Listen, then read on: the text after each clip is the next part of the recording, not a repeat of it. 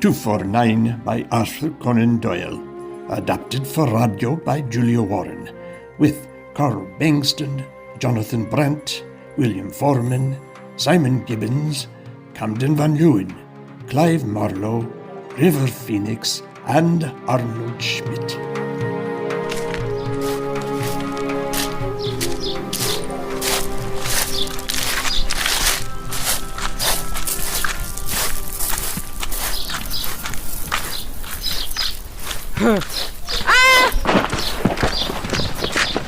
Good Lord, what a brute. Here, allow me to help you. Are you hurt, madam? There's a bench over here. Where's a constable when you want one? Why? I'm in a great hurry, you know.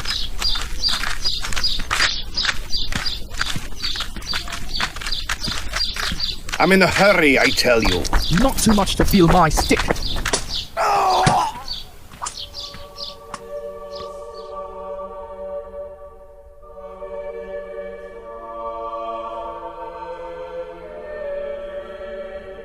I suppose it rests with me to tell the story? Does it? Of course, if you feel up to it. Oh, I know Styles and the Reverend Plumtree Peterson and others. Saw and heard things too. But in the main, I was the one who witnessed most at first hand, so to speak. I was on the spot, you see.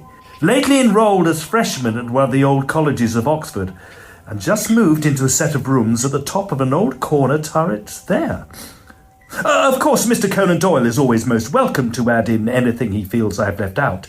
His turn of phrase will be quite different from mine, and no doubt will make a welcome change from my simple, dull sentences. My dear fellow, merely to add a touch of colour here and there. But you have a medical mind which makes you quite competent, I know, to recount accurately and faithfully what occurred. I see, I think. Whereas I, although also medically trained, have practiced in my small way the art of storytelling. I may continue, then? Of course. I shall simply be in the wings to add props and cues when you need them. I thank you. Now, where was I? Oh, you see, this is why I don't hold with narrators. They get in the way so and make us forget what we were saying. You were about to say, I think, that there were 3 of you occupying the sets of rooms in... There were 3 of us in that turret. I occupied the top floor, Edward Bellingham the floor beneath, and William Monkhouse Lee the lowest story. Styles, our scout, had rooms on the ground floor and waited on us from there. There, that's the last of them. Where would you like these, sir? Oh, in the corner over there, if you wouldn't mind. Thank you. Need a hand with this box then, Mr. Smith? I'll take that. Thank you, Styles. That'll be the lot then, sir? Yes, I believe so. Here. Thank you very much, sir. Thank you very much, sir. Hello? Hello up there? Anybody home? Is that you, Hasty? Indeed it is. Are you settled in yet? Near enough. Come on up.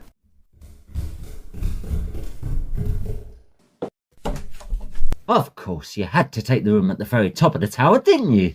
Ah, well, good for training. Speaking of which... Oh, beg your pardon, gentlemen. That's all right, sir. We were just on our way. And a good evening to you both, gentlemen. And thank you again, Mr. Styles. As I was saying, fancy putting in a few hours on the river before dinner? Rowing? Yes, why not? And before this weather breaks. I fancy we're heading for a storm later on.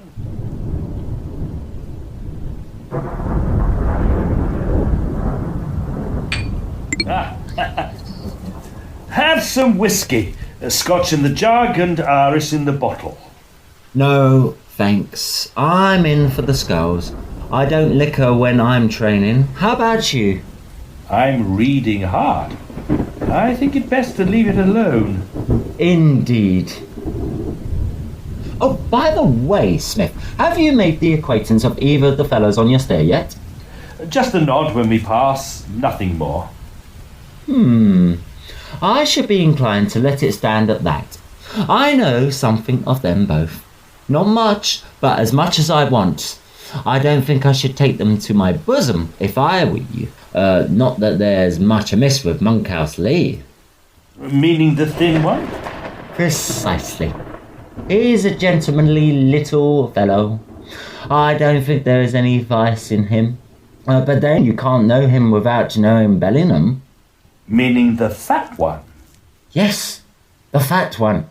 And he's a man who I, for one, would rather not know. What's up then?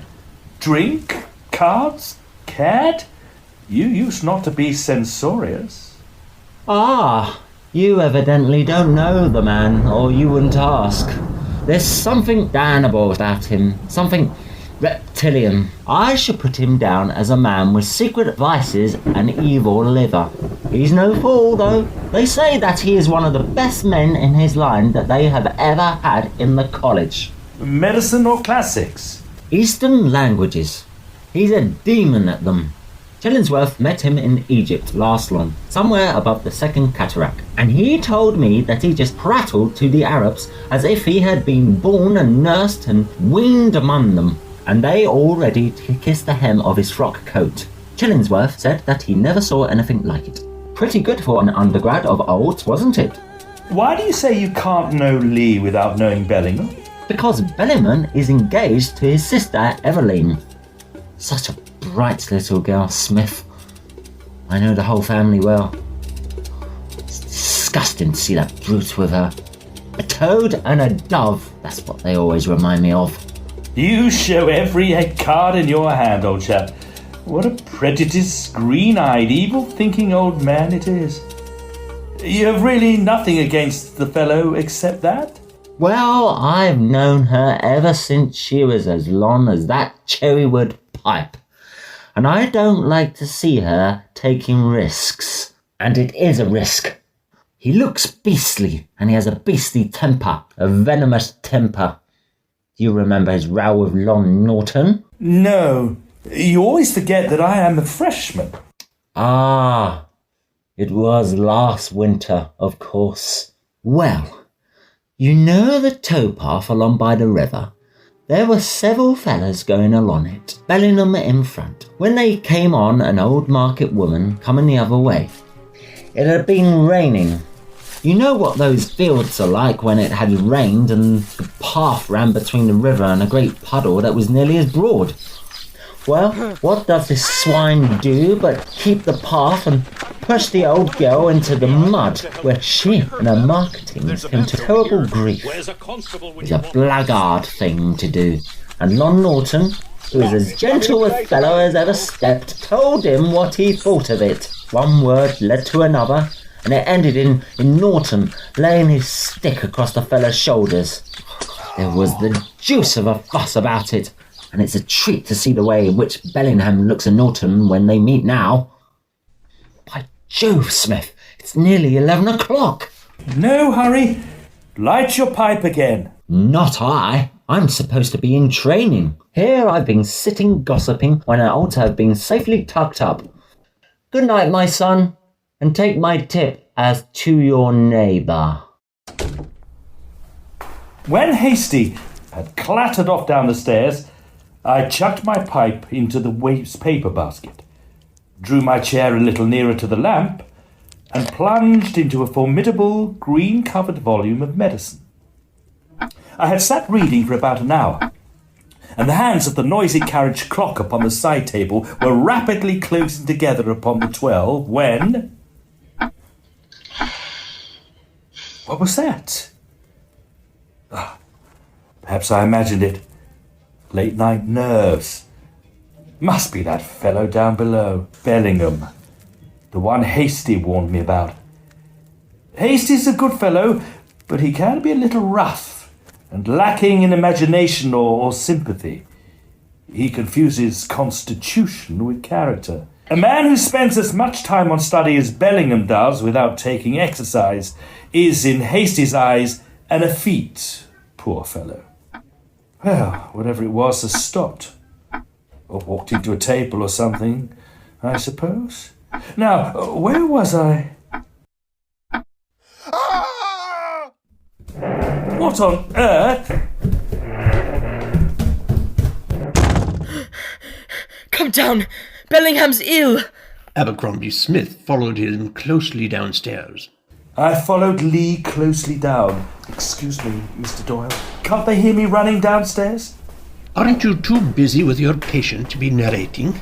Point taken, I suppose.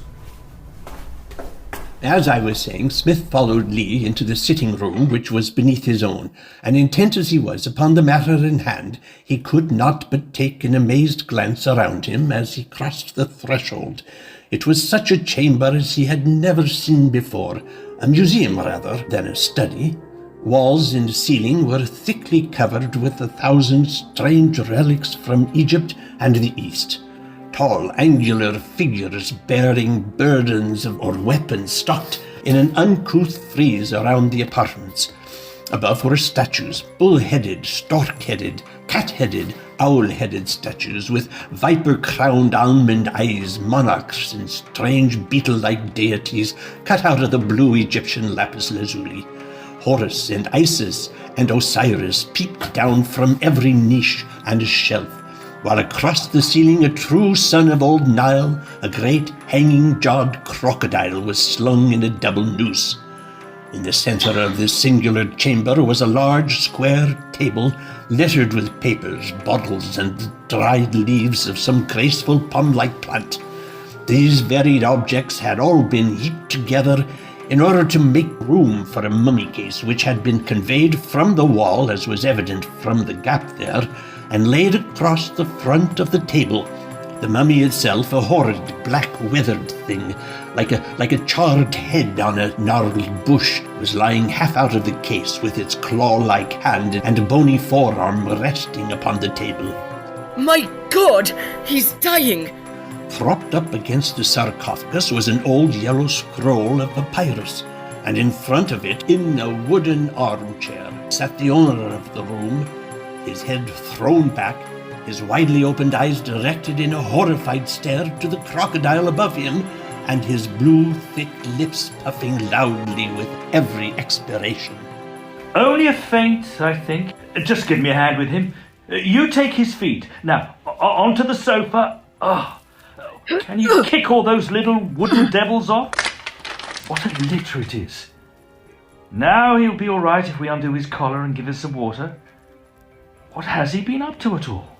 I don't know. I heard him cry out. I ran up. I know him pretty well, you know. It is very good of you to come down. His heart is going like a pair of castanets. He seems to me to be frightened all to pieces. Chuck the water over him. What a face he has got on him. It was indeed a strange and most repellent face. For colour and outline were equally unnatural. It was white, not with fear, but with an absolutely bloodless white, like the underside of a sole. It seemed to Smith, as he looked down upon him, that he had never seen nature's danger signals flying so plainly upon a man's countenance, and his thoughts turned more seriously to the warning which Hasty had given him an hour before. What the deuce can have frightened him so? It's the mummy. The mummy? Well, how then? I don't know. It's beastly and morbid.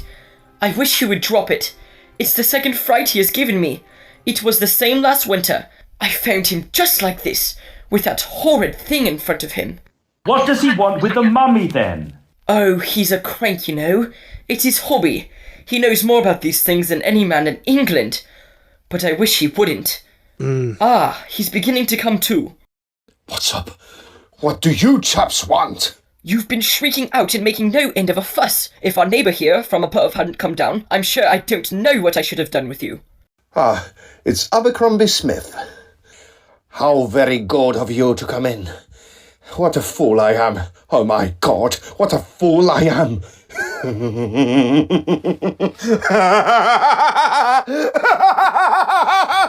Look here. Drop it. Your nerves are all in a jangle. You must drop these little midnight games with mummies, or you'll be going off your chump.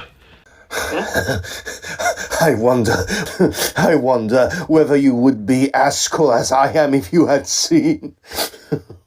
What then? Oh, nothing. I meant that I wonder if you could sit up at night with a mummy without trying your nerves. I have no doubt that you are quite right. I dare say that I have been taking it out of myself too much lately. But I am all right now. Please, don't go, though. Just wait for a few minutes until I'm quite myself.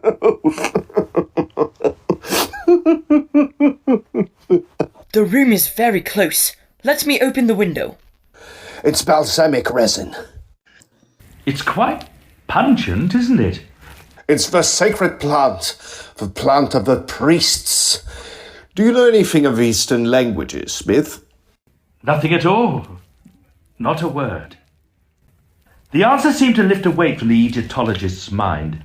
He is a singularly fine mummy, Smith. Is he indeed?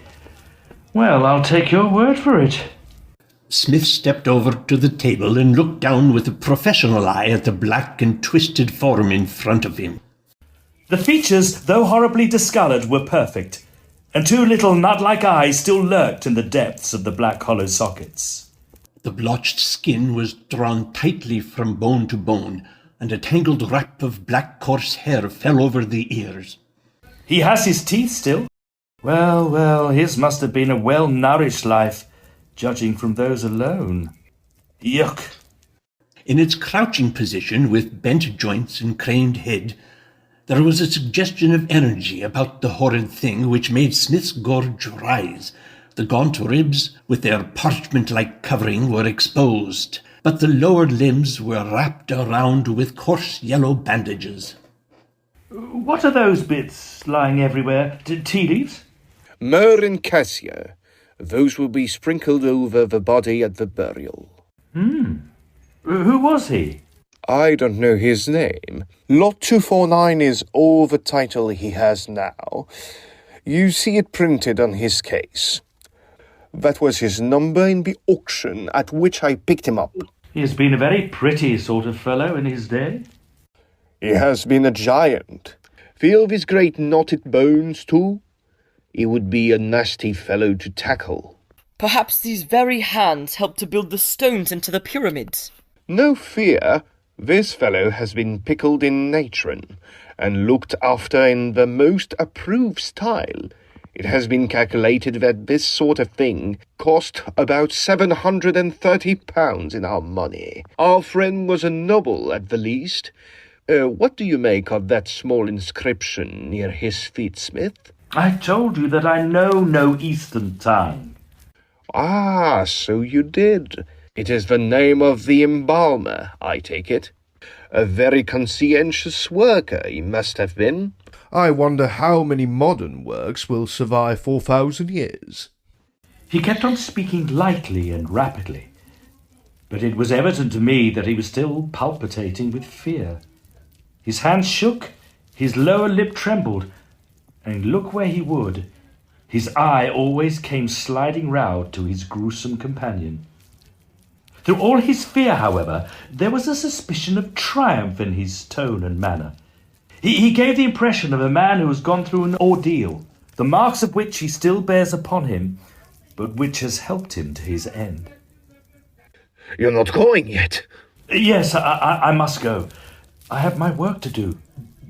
You're all right now. I think that with your nervous system, you should take up some less morbid study. Oh, I am not nervous as a rule, and I haven't wrapped mummies before. You fainted last time. Ah, yes, so I did. Well, I must have a nerve tonic or a course of electricity. You are not going, Lee? I'll do whatever you wish, Ned. Then I'll come down with you and have a shakedown on your sofa. Good night, Smith. I'm so sorry to have disturbed you with my foolishness. We shook hands, and as I stumbled upstairs back to my rooms, I heard a key turn in a door, and the steps of my two new acquaintances as they descended to the lower floor. In this strange way began the acquaintance between Edward Bellingham and Abercrombie Smith, an acquaintance which the latter, at least, had no desire to push forward. Bellingham, however, appeared to have taken a fancy to his rough-spoken neighbour, and had made his advances in such a way that he could hardly be repulsed without absolute brutality. Twice he called to thank Smith for his assistance, and many times afterwards he looked in with books, papers, and such other civilities as two bachelor neighbours can offer each other. He was, as Smith soon found, a man of wide reading, with catholic tastes and an extraordinary memory. His manner, too, was so pleasing and suave that one came, after a time, to overlook his repellent appearance. For a jaded and wearied man he was no unpleasant companion, and Smith found himself after a time looking forward to his visits, and even returning them.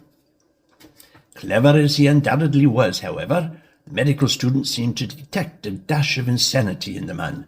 He broke out at times into a high, inflated style of talk, which was in contrast with the simplicity of his life.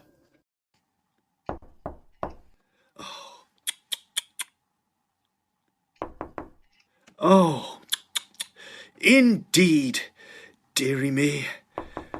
Ah, well, time for a quick pipe, I suppose. Oh.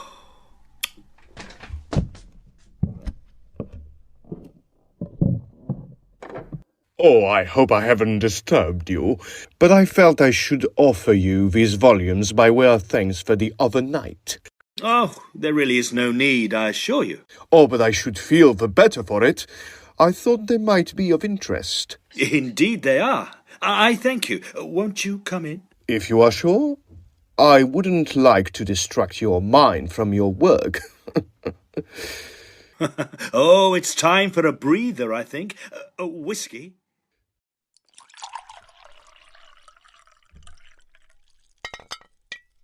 It's a wonderful thing to feel that one can command powers of good and evil, a ministering angel or a demon of vengeance. Indeed. For myself, I would feel it a wonderful thing if I could command the weather. But we can all dream. Oh, the weather? But that is something quite else altogether. Now, I was reading Socrates the other day, and you know what he says on the perception of good versus evil.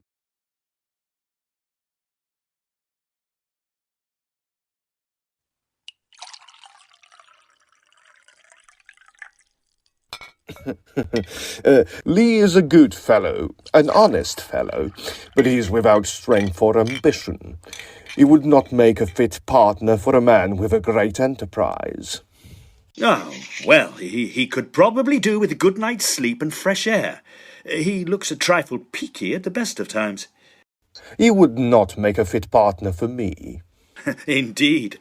And fresh air might do you some good, too. Get the circulation going properly.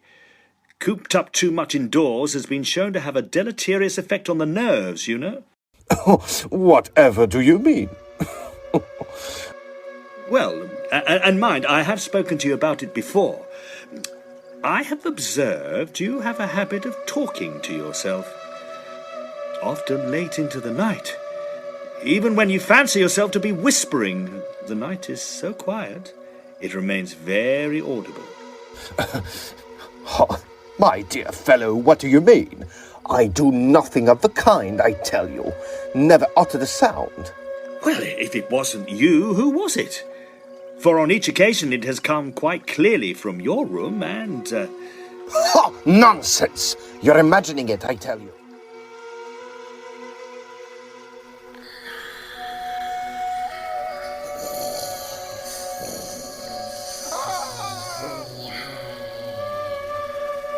Had Abercrombie Smith had any doubt as to his own ears, he had not to go far to find corroboration.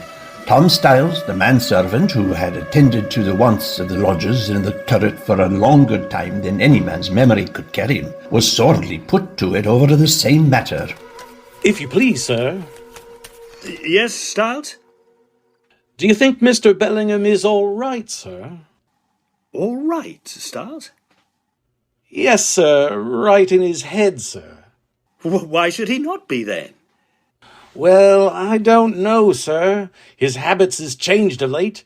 He's not the same man he used to be, though I make free to say he was never quite one of my gentlemen like Mr. Hasty or yourself, sir. He's took to talking to himself something awful. I wonder it don't disturb you. I don't know what to make of him, sir. I don't know what business it is of yours, Styles. Well, I takes an interest, Mr. Smith. It may be forward of me, but I can't help it. I feel sometimes as if I was mother and father to my young gentleman. It all falls on me when things go wrong and relations come. But, Mr. Bellingham, sir, I want to know what it is that walks about his room sometimes when he's out and when the door's locked on the outside. You're talking nonsense, Styles. Maybe so, sir, but I heard it more'n once with my own ears. Rubbish, Styles. Very good, sir. You'll ring the bell if you want me. Abercrombie gave little heed to the gossip of the old manservant, but a small incident occurred a few days later which left an unpleasant effect upon his mind, and brought the words of Styles forcibly to his memory. Now, as we drew closer, what had seemed like a hill revealed a set of porticos simply jutting out from the side, with a neat narrow door leading to the tomb within, daubed over time with a choice selection of graffiti. Some of them... What was that? Graffiti? Why, the slogans the ancients would scroll on walls. No, not that. I heard the door open below. There's some fellow gone in or out of your room. I surely locked it. I am almost positive that I locked it. No one could have opened it. Why, I hear someone coming up the stairs now. Bellingham rushed out, hurried down the stairs, and I thought I caught the sound of whispering. A moment later, I heard his door shut. The key creaked in the lock, and Bellingham, with beads of moisture upon his pale face, re-entered the room.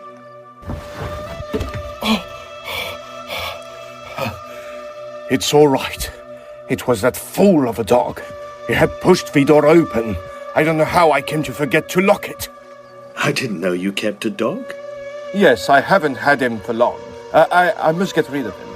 He's a great nuisance. He must be if you find it so hard to shut him up. I should have thought that shutting the door would have been enough without locking it. He's of some value, you know, and it would be awkward to lose him. I am a bit of a dog fancier myself. Perhaps you'll let me have a look at it? Certainly, but I'm afraid it cannot be tonight. I have an appointment. Is that clock right? Then I am a quarter of an hour late already. You'll excuse me, I'm sure.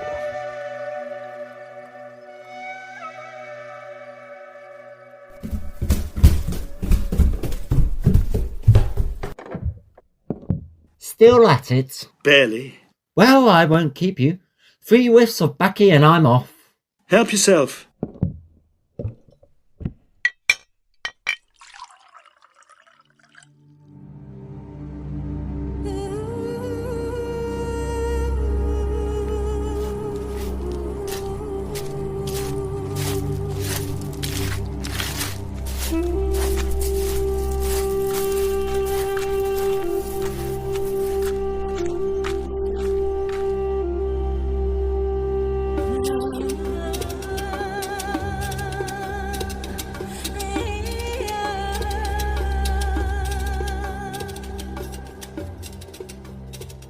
A dog?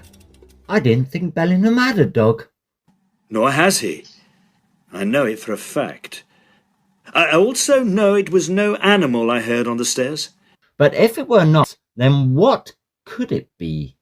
And what was it your man Styles said again? That something paces the room at times when Bellingham is absent. Could it be a woman?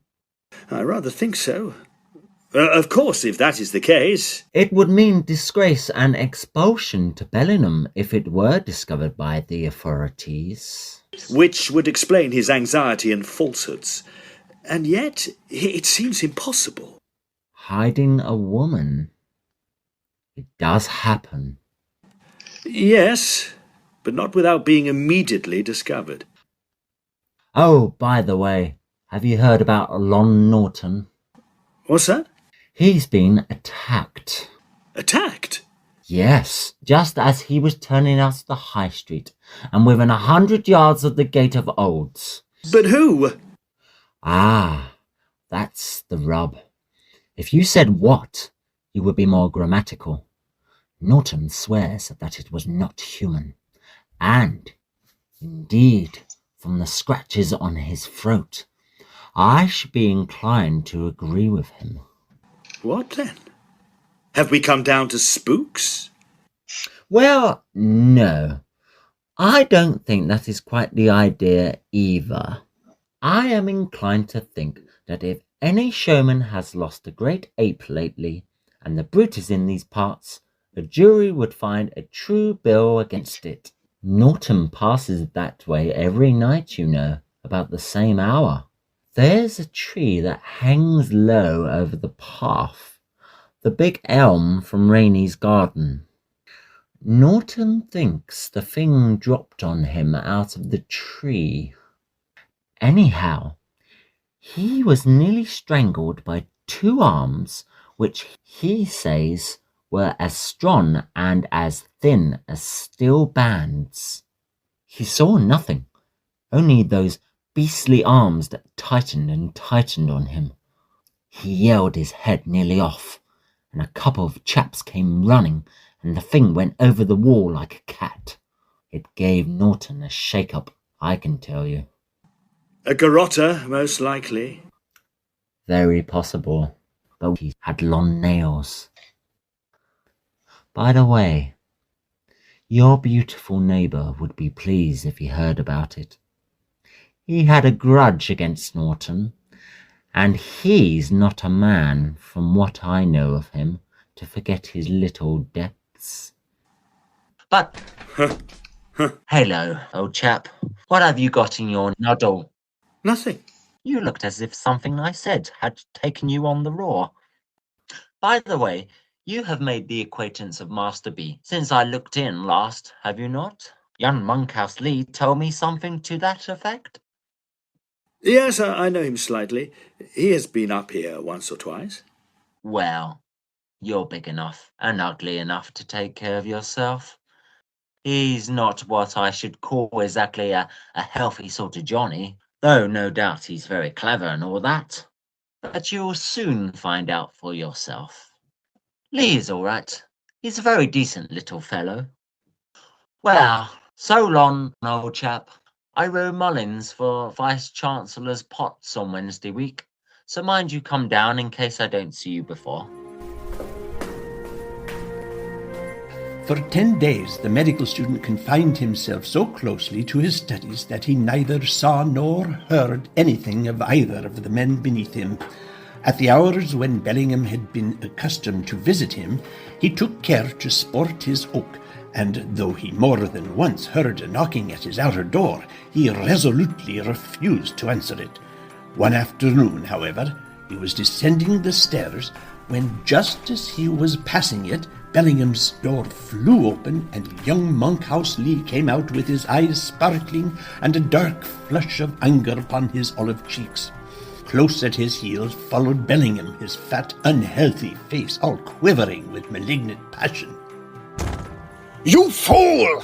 You'll be sorry! Very likely. Mind what I say. It's off. I won't hear of it. You've promised anyhow! Oh, I'll keep that. I won't speak. But I'd rather little Eva was in her grave.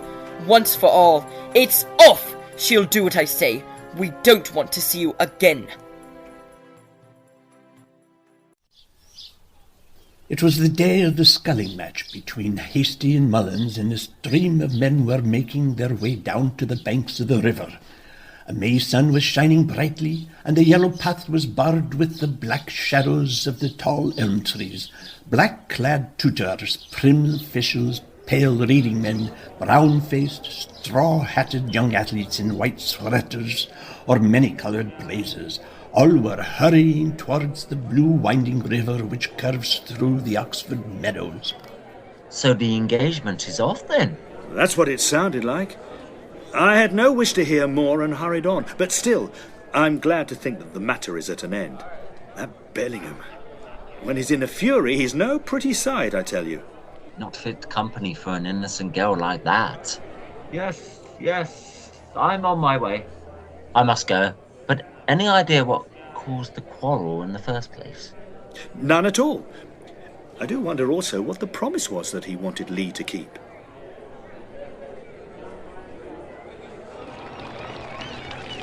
Go, Hasty, go! Hey! Excuse me. Oh, hello, Lee. Come to cheer them on? I saw you there. I wanted to speak to you. If you could spare me a half hour?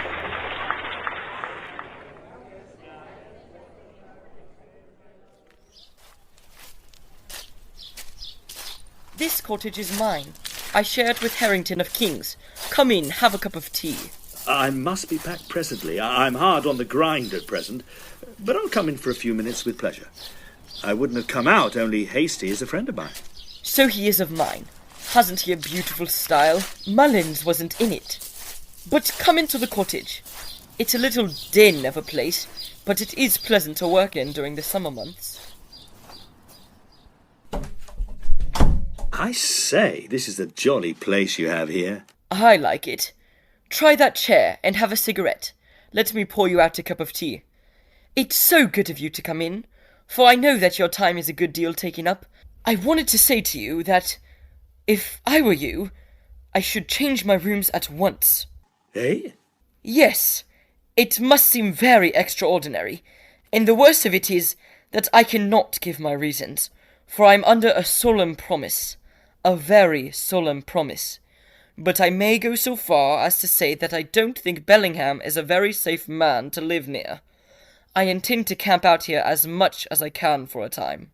Not safe? What do you mean? Ah, that's what I mustn't say. But do take my advice, and move your rooms. We had a grand row today. You must have heard us, for you came down the stairs. I saw that you had fallen out. He's a horrible chap, Smith. That is the only word for him.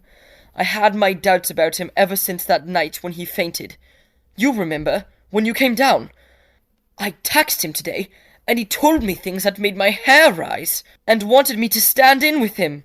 I'm not straight-laced, but I am a clergyman's son, you know, and I think there are some things which are quite beyond the pale.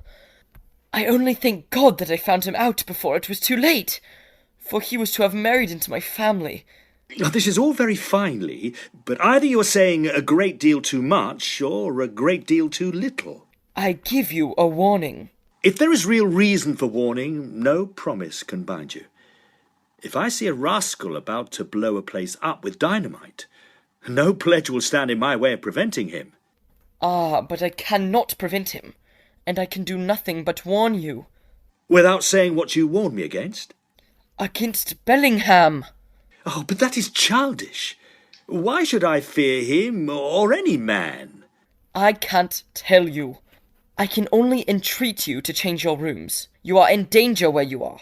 I don't even say that Bellingham would wish to injure you, but it might happen, for he is a dangerous neighbour just now. Oh, perhaps I know more than you think. Suppose I tell you that someone else shares Bellingham's rooms. You know then? A woman. Oh, my lips are sealed. I must not speak. Well, anyhow, it is not likely that I should allow myself to be frightened out of rooms which suit me very nicely. It would be a little too feeble for me to move out all my goods and chattels, because you say that Bellingham might, in some unexplained way, do me an injury.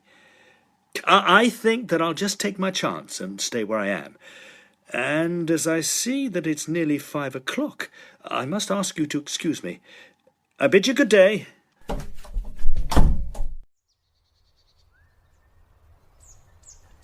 There was one little indulgence which I always allowed myself, however closely my work might press upon me. Twice a week, on the Tuesday and the Friday, it was my invariable custom to walk over to Farlingford, the residence of Dr. Plumtree Patterson, situated about 1.5 miles out of Oxford. Peterson had been a close friend of my elder brother Francis, and as he was a bachelor, fairly well-to-do, with a good cellar and a better library. His house was a pleasant goal for a man who was in need of a brisk walk. Twice a week, then, I would swing out there along the dark country roads and spend a pleasant hour in Peterson's comfortable study, discussing, over a glass of old port, varsity gossip and medicine. So it was that the day after my encounter with Monkhouse Lee, I shut up my books at 8:15 in preparation for my excursion. As I was leaving my room, however... Oh, there's that book Bellingham lent me. I'll return it on my way down. Hello? Bellingham? That's odd, the door's open. I'll just leave it with my card over here. The lamp was turned half down, but I could see the details of the room plainly enough. It was all much as I had seen it before. The frieze, the animal-headed gods, the hanging crocodile, and the table littered over with papers and dried leaves. The mummy case stood upright against the wall, but the mummy itself was missing. There was no sign of any second occupant of the room, and I felt, as I withdrew, that I had probably done Bellingham an injustice. Had he a guilty secret to preserve, he would hardly leave his door open so that all the world might enter. The spiraled stair was as black as pitch, and I was slowly making my way down its irregular steps when I was suddenly conscious that something had passed me in the darkness.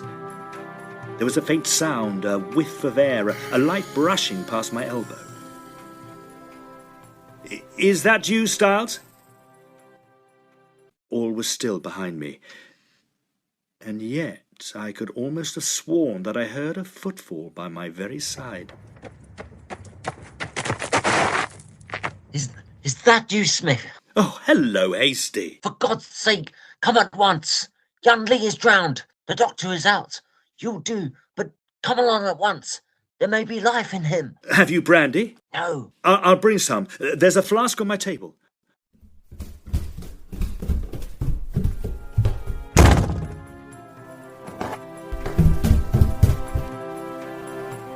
Good heavens. Hello? Is that you, Smith? What is it? What ails you, man? It's life and death with Lee, you know. The door. Yes, it's open. What of it? He's not there, but look. Look at the mummy. Yes, I see the beastly thing, but come, we must go. It wasn't there before. Not 5 minutes ago, I was in here. How did he get there? Trick of the lights, surely. Now, come on, hurry up. Let us do a sprint. It is well under a mile, and we should do it in 5 minutes.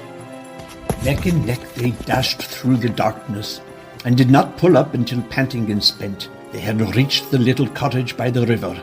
Young Lee, limp and dripping like a broken water plant, was stretched upon the sofa, the green scum of the river upon his black hair, and a fringe of white foam upon his leaden-hued lips.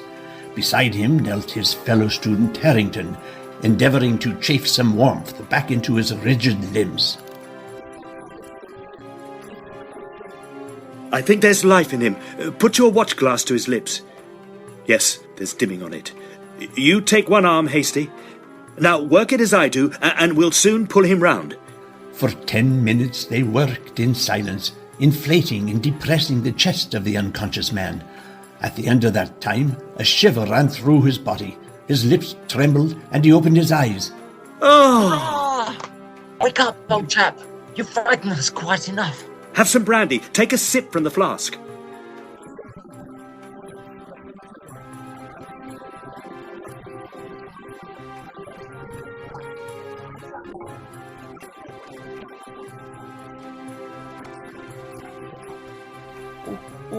What's up?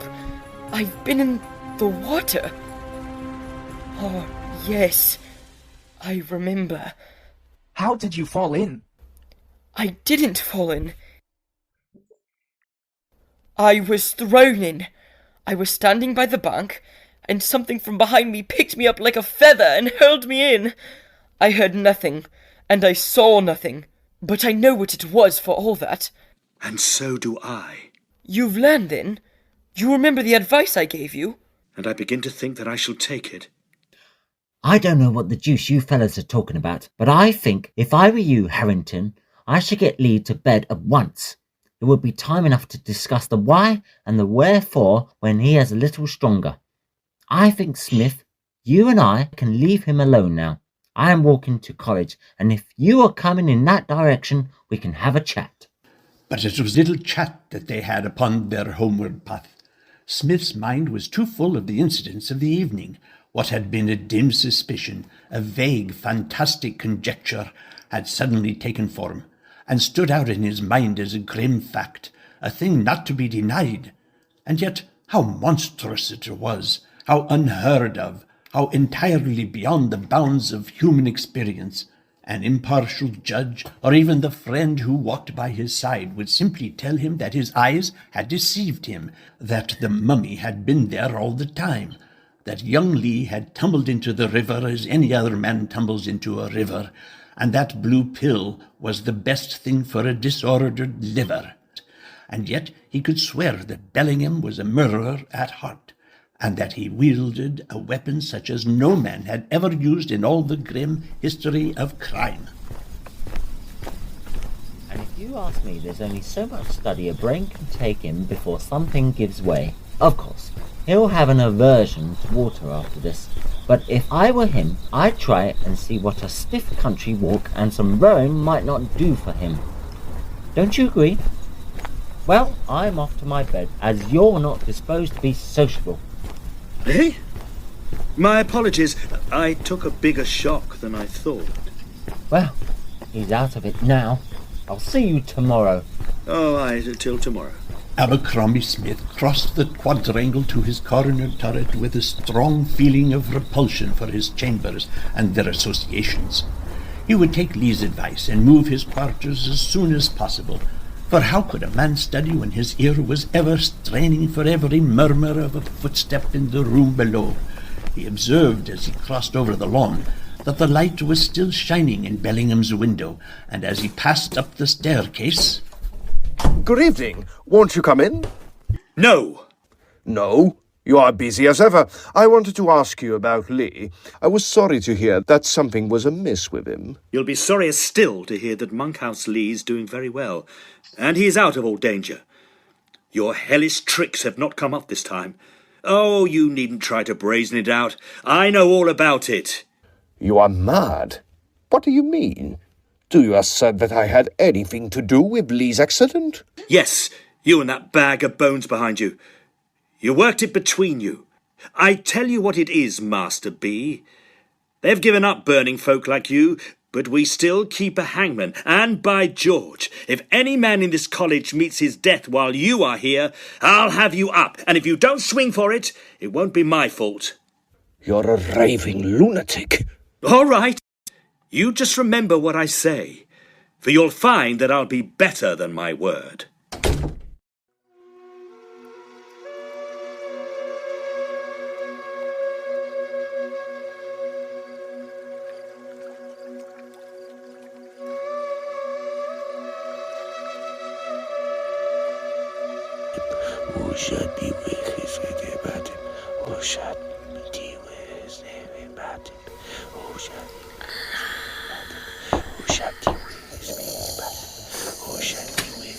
Harrington, come in, come in. Take a seat. Take a seat. How is the patient?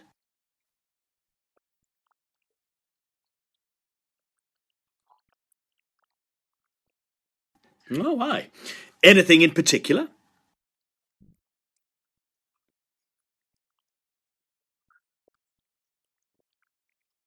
Ah.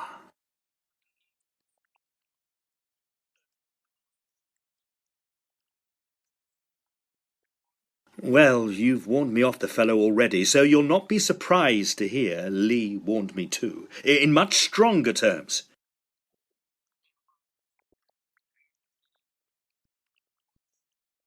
Indeed, I was passing by Bellingham's rooms when they were, in discussion.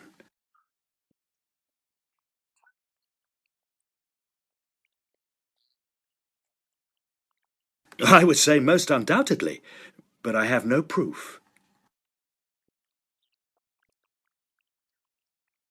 So would I. But then, so am I. So am I.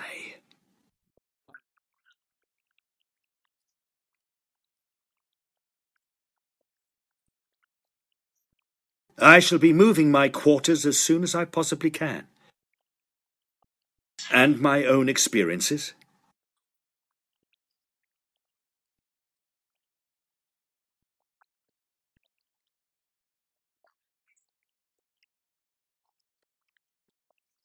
Oh, no fear of that. I shall be visiting Peterson, as I didn't get to him yesterday. A good walk and a friendly chat, which will be most welcome to my nerves. When is Coulthard leaving his rooms?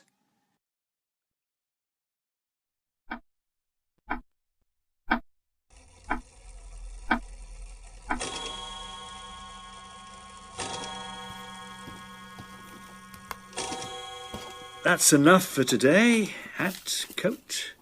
Oh, it will be a blessing to be away, even for a few hours. Bellingham's door was shut as I passed. But glancing back when I was some distance from the turret, I saw his head at the window outlined against the lamplight, his face pressed apparently against the glass as he gazed out into the darkness. It was a blessing to be away from all contact with him, if but for a few hours. And I stepped out briskly and breathed the soft spring air into my lungs. In a matter of minutes I was... Excuse me while I add some description here. If you must. You do realize that this holds us up. Action in colour. Now I must add the colour. Very well, but be quick about it. I'm almost outside Old's as it is. The half-moon lay in the west between two Gothic pinnacles, and threw upon the silvered street a dark tracery from the stonework above. There was a brisk breeze, and light, fleecy clouds drifted swiftly across the sky. Old's was on the very border of the town, and in 5 minutes Smith found himself beyond the houses and between the hedges of a May-scented Oxfordshire lane. It was a lonely and little frequented road which led to his friend's house. Early as it was, Smith did not meet a single soul upon his way. He walked briskly along until he came to the avenue gate, which opened into the long gravelled drive leading up to Farlingford. In front of him he could see the cosy red light of the windows glimmering through the foliage. He stood with his hand upon the iron latch of the swinging gate, and he glanced back at the road along which he had come. Something was coming swiftly down it. What is it? What is that? Dear God, it moves so fast!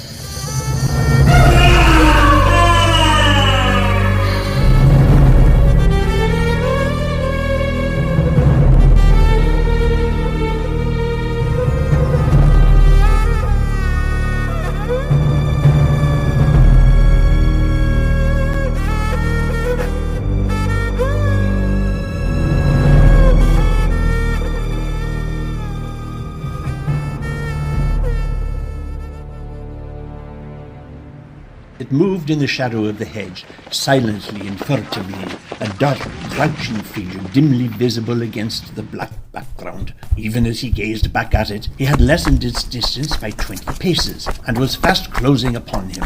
Out of the darkness he had a glimpse of a scraggy neck, and of 2 eyes that will ever haunt him in his dreams. He turned, and with a cry of terror he ran for his life up the avenue. He was a famous runner, but never had he run as he ran that night.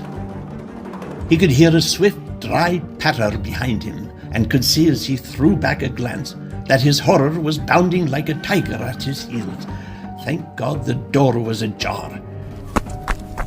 With a shriek he flung himself against the door, slammed and bolted it behind him, and sank half fainting onto the hall chair. My goodness! Smith, what's the matter? Give me some brandy. You need it. Why, man, you're as white as a cheese. I was never so unmanned before. But with your leave, Peterson, I will sleep here tonight, for I don't think I could face that road again except by daylight. It's weak, I know, but I can't help it. Of course you shall sleep here if you wish. I'll tell Mrs. Burney to make up the spare bed. Where are you off to now? Come up with me to the window that overlooks the door. I want you to see what I have seen.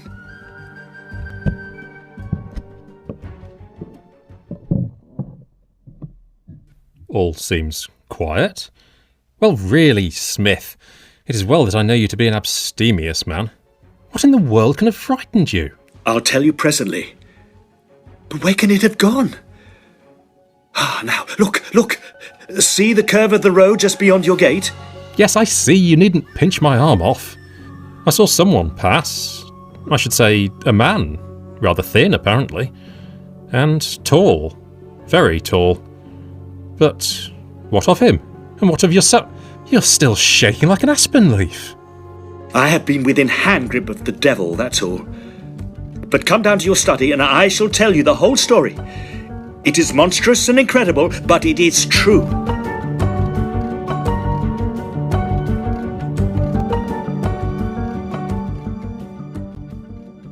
never heard of such a thing in my life. Never.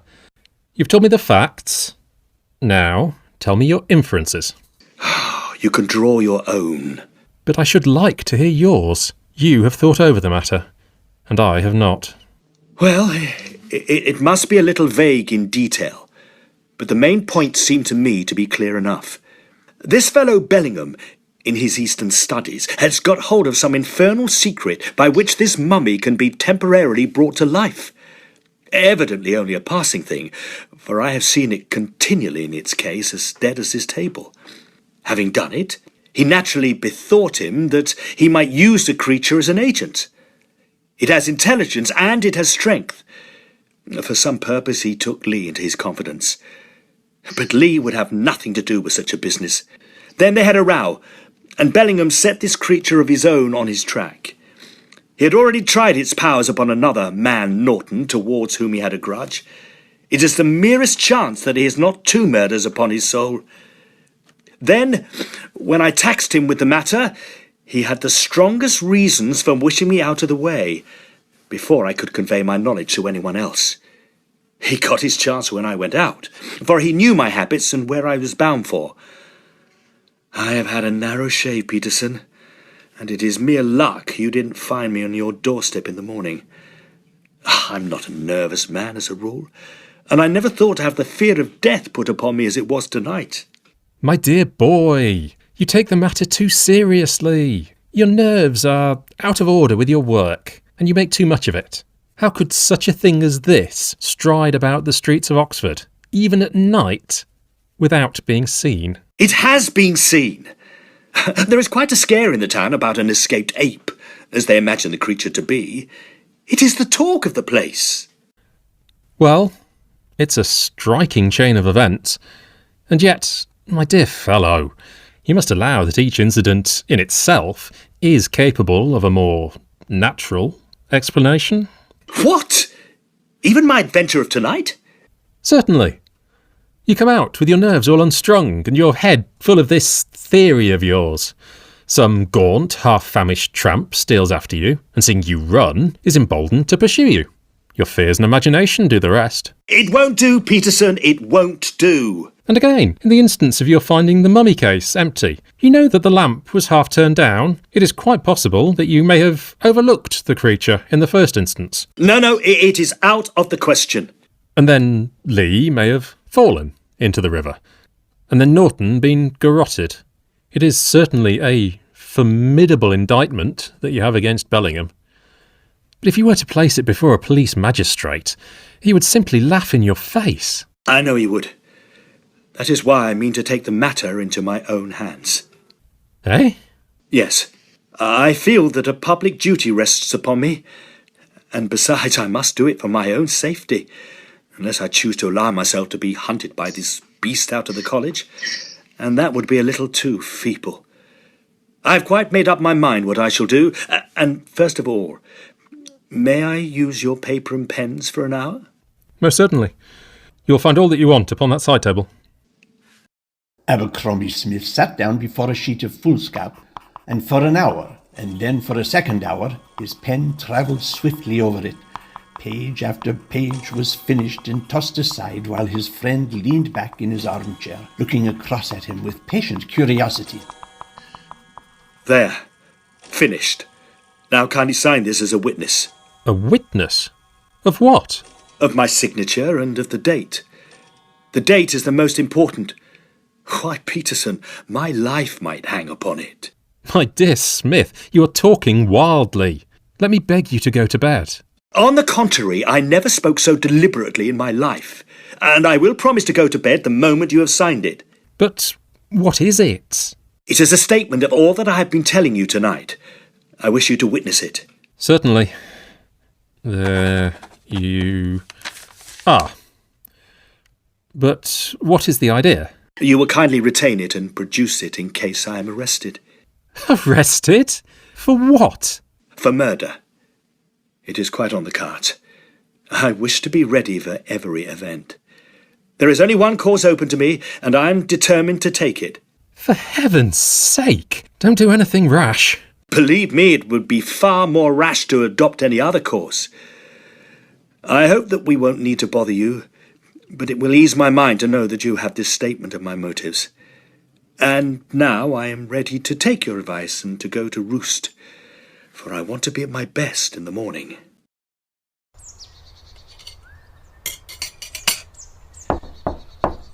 Hasty, it's me, Smith. Come in. Hello. What's up? Have some coffee. I want you to come with me, Hasty, and do what I ask you. Certainly. And bring a heavy stick with you. Hello. Here's a hunting crop that would fell an ox. One other thing. You have a box of amputating knives. Give me the longest of them. There you are. You seem to be fairly on the war trail. Anything else? No. That will do. I came prepared as well. Is that a revolver? And loaded. Our friend, if he has any brains, will not argue with that, I think.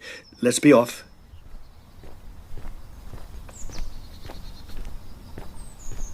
We are neither of us chickens, Hasty. I think I can do this job alone, but I take you as a precaution. I'm going to have a little talk with Bellingham. If I have only him to deal with, I won't, of course, need you. If I shout, however, up you come and lam out with your whip as hard as you can lick. Do you understand? All right. I'll come if I hear you bellow. Stay here, then. I may be a little time, but don't budge until I come down. I'm a fixture.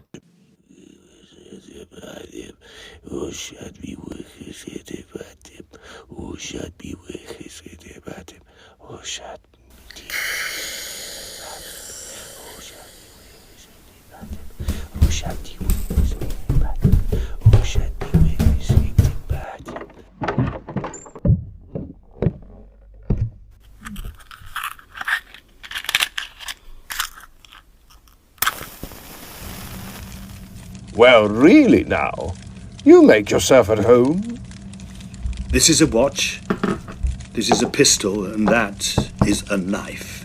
Indeed, you have brought a whole armory with you for reasons beyond my comprehension. It is easily understood.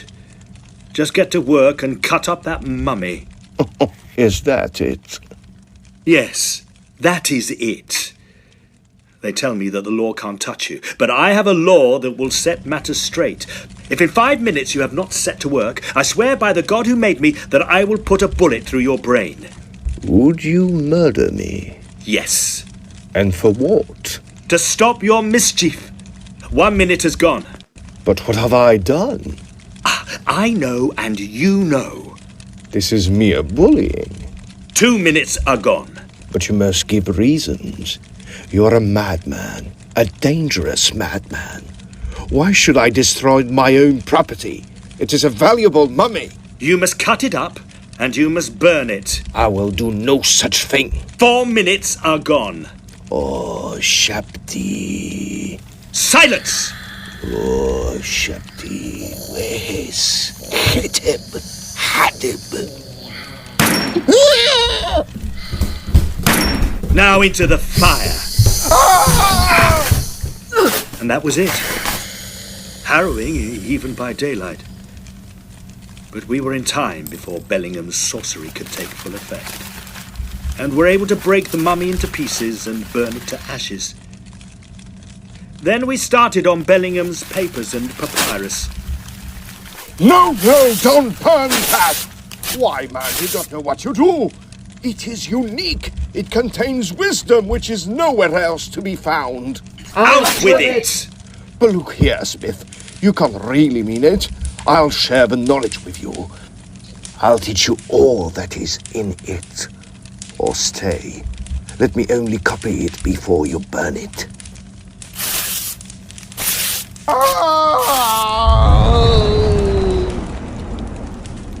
In a quarter of an hour, a few charred and brittle sticks were all that was left of lot number 249.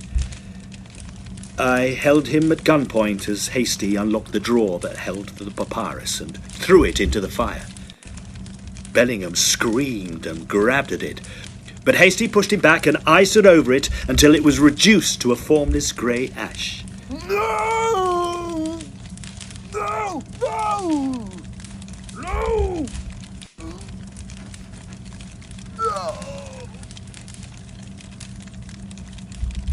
Now, Master B, I think I have pretty well drawn your teeth. You'll hear from me again if you return to your old tricks. And now, good morning, for I must go back to my studies. And such is the narrative of Abercrombie Smith as to the singular events which occurred in Old College, Oxford, in the spring of '84. As Bellingham left the university immediately afterwards, and was last heard of in the Sudan, there is no one who can contradict his statement. But the wisdom of men is small, and the ways of nature are strange, and who shall put a bound to the dark things which may be found by those who seek for them?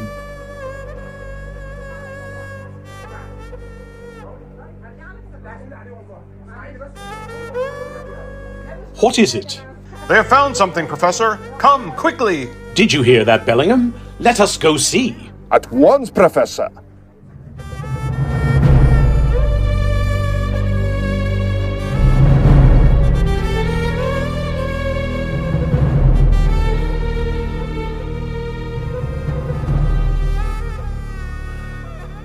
You have been listening to Lot 249, adapted for audio from a short story by Arthur Conan Doyle, with Clive Marlowe as Abercrombie Smith, Jonathan Brandt as Bellingham, Camden Van Leeuwen as Monkhouse Lee, River Hawk as Harrington, Simon Gibbons as Hasty, and Carl Bengston as Arthur Conan Doyle.